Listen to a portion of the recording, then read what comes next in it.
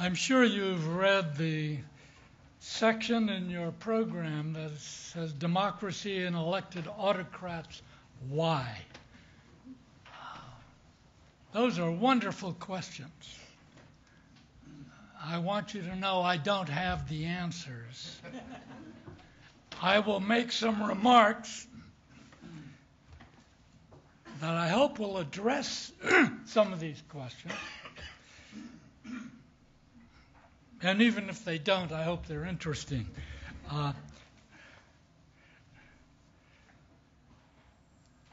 First, a comment.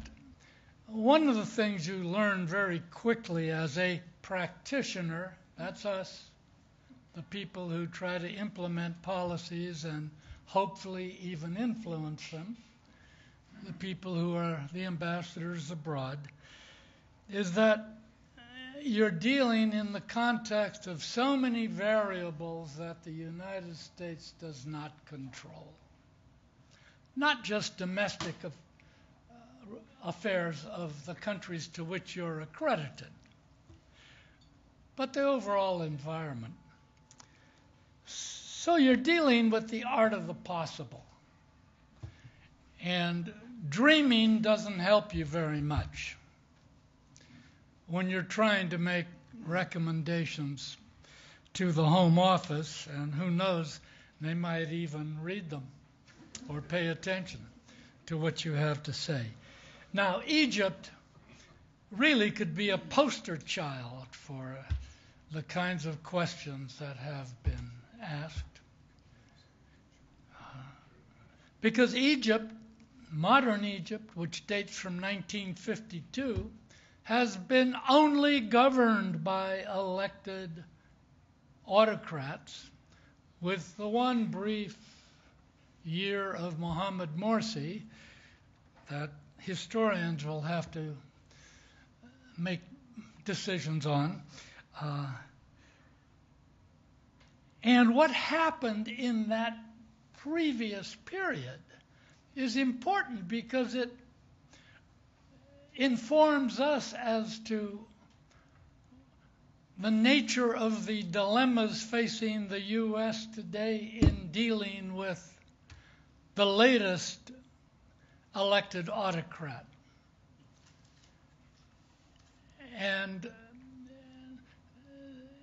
we usually think of values and we think of human rights as we should, and voting and what have you. But out in the Middle East, one of the values that the U.S. government has been pursuing for decades was peace.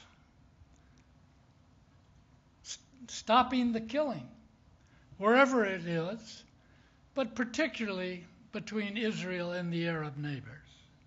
And when you think about it, if you're dead, having the right to vote doesn't mean much to you. So I would make no apologies for participating in that, nor in trying to limit the influence of the Soviet Union during the Cold War in that part of the world. Yes, Saudi Arabia, in my view, is a hopeless society. That's probably not the right politically correct way to put it. Anyway, I wouldn't want to be living there as a citizen. But I didn't see how a communist Saudi Arabia would have been any better, or in the interests of the Saudis, or in the interests of the United States. So, let's take a look at that past.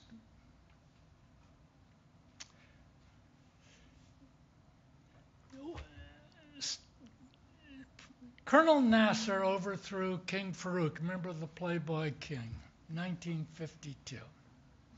And he instituted a regime that was repressive, corrupt, economically disastrous, and dedicated to the destruction of Israel. We were supporting Israel, and then we became, if not enemies of Egypt, at least there was no love lost between our two governments. But even then, we had to deal with this regime. We didn't have many policy initiatives, but we sent some very good ambassadors there in very tense periods with a focus on the two goals that I had mentioned earlier.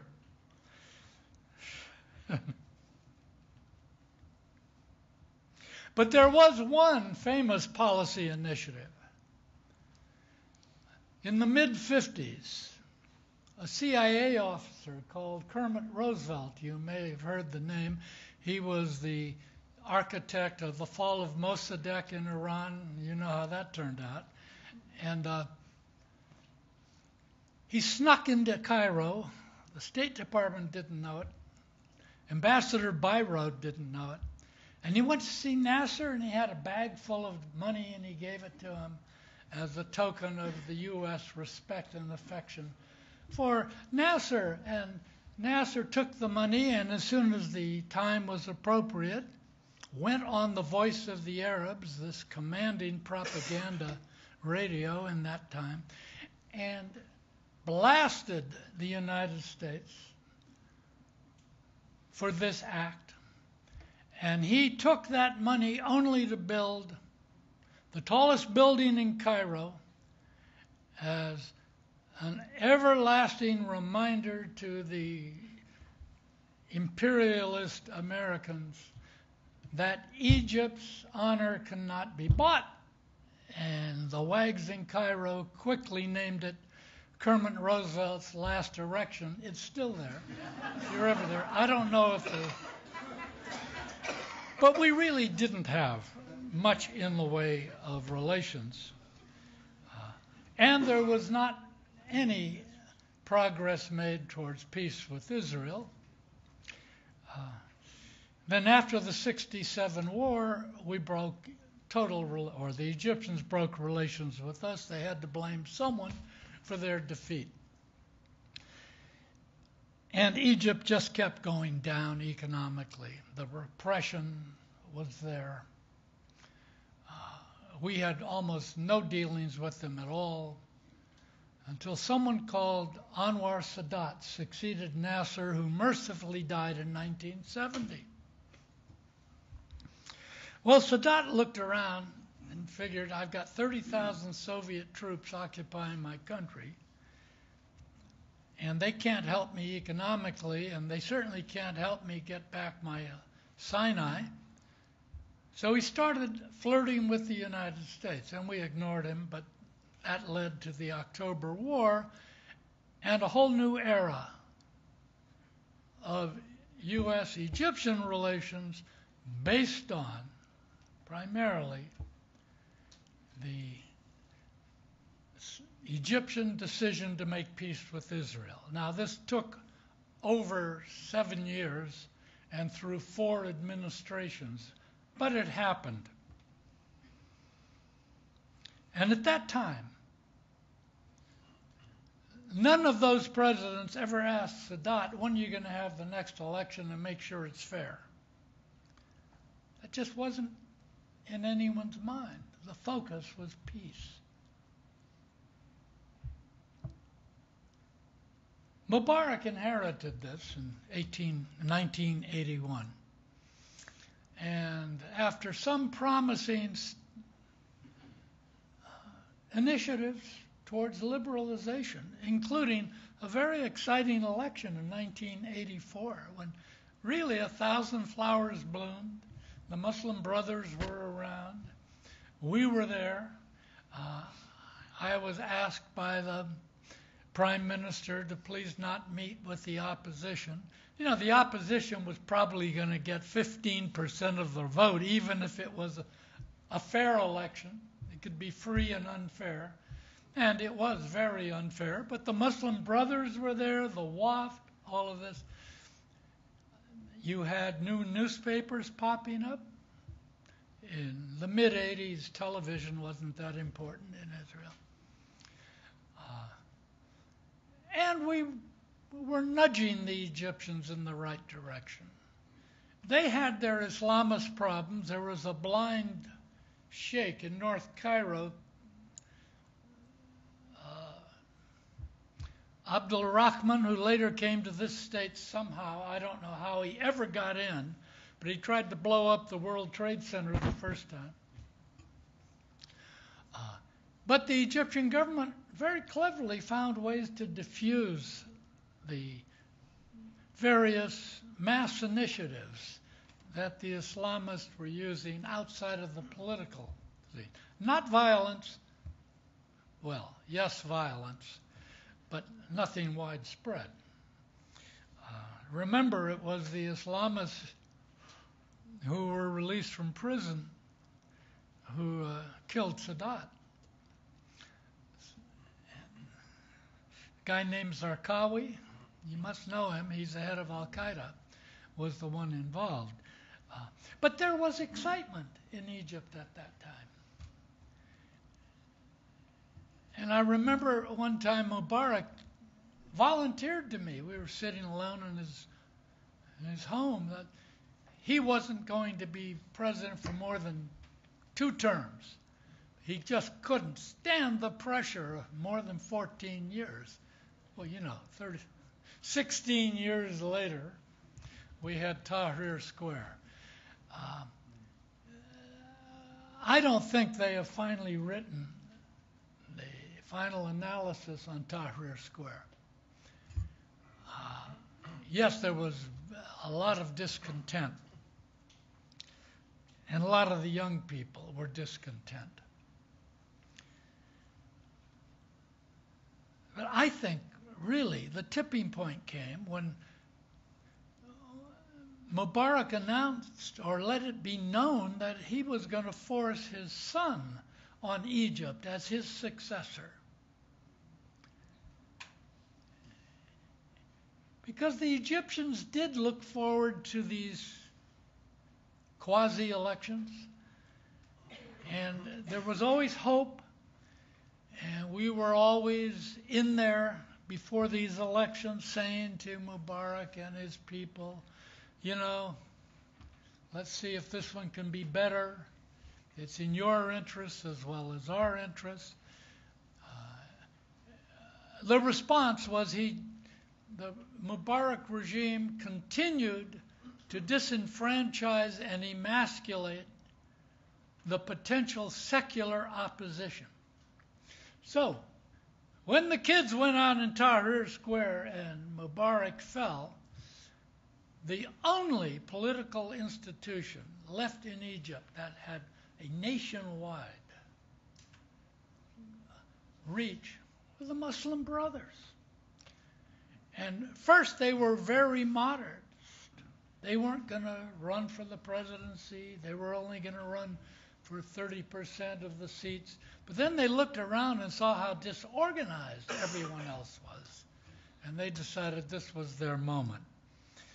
But then you had an election and el-Sisi was elected. Mohammed Morsi was elected. A very strange election because the only person the opposition could really put up was a former Mubarak general. And he still lost by only a couple of points to a coalition that included cops, included a lot of the young kids who went brave enough to go out into Tahrir Square. Well, then Morsi took over for 1 year. And then el-Sisi took over. And a lot of people are spending a lot of time still trying to convince themselves and others that it was either a military coup or it was a revolution. And if it's a military coup that replaced a democratically elected government, that would raise real problems for our military assistance. Well, the U.S. government, which was very criticized at home for not having clear-cut positions in the context of what was an uncertain and very confusing situation, finally decided that it must have been a revolution of sorts because we started military assistance again. Now, there's an election going on in Egypt. It's a quiet election. No one knows about it, probably, even in Egypt. The last I heard, there was a 10% turnout. And the election law is so confusing that it seems that a lot of individuals are running with the support of their families and clans and villages. And by one count, 92 political parties, but none led by the brave young people who went out in Tahrir Square for two reasons. One, they proved themselves to be utterly unable to organize. And secondly, a lot of them are in jail, along with every Muslim brother that the security forces seemed to be able to find. And it's not just picking people up. A lot of people are being killed. There were 1,000 killed at a Muslim brother rally or riot, depending on who you talk to. And Egyptians are vehement on both sides of this.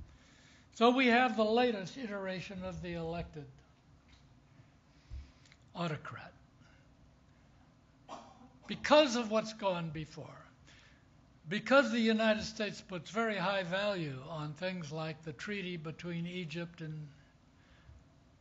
and Israel and Jordan and Israel, and you take a look at the Middle East today, two areas look pretty good.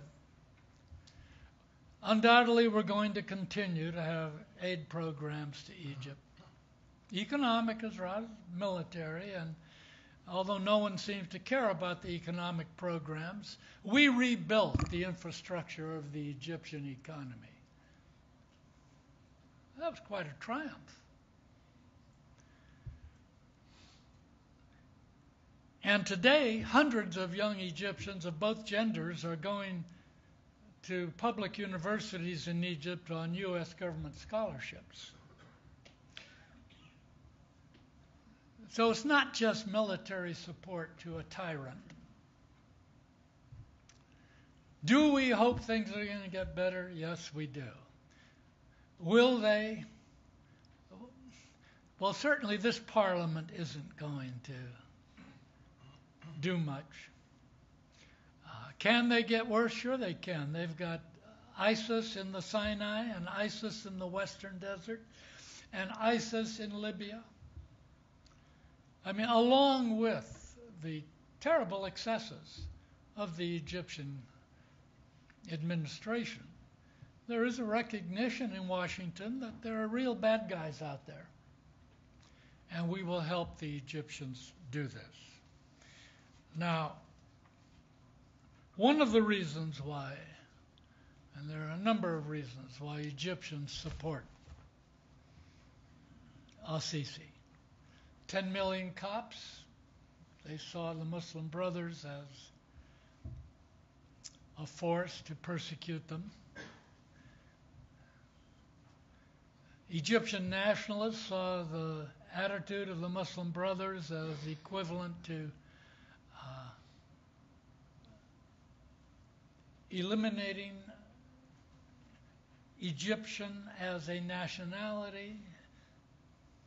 In their view, the brothers saw Muslims, Egypt as Muslims who just happened to live in a place called Egypt, but they were really Muslims. The other side sees Egypt or Egyptians as Muslims and Coptic Christians who live in Egypt. And apparently, the psychic concern here rivaled the fear of insecurity, loss of life and property and employment in motivating those who support el-Sisi. which includes, by the way, the hierarchy of Al-Azhar, the famous Sunni religious institution. Now, do we hope it's going to get better? Yes. Will we keep pushing? Yes. Kerry recently went to Cairo, made some good statements publicly. I'm sure privately he was even better. Will we continue to put our pressure privately and rather than publicly? Will we not use aid as a lever? Yeah. I think the administration has this about right. And one of the things to keep in mind as practitioners is that it's awfully difficult to influence a government if that government thinks you're out to replace it or sabotage it. I mean, people are just not going to commit political suicide because we think that's the way to go. I'm neither optimistic nor pessimistic. I guess I look at Egypt and I just am and hope for the best.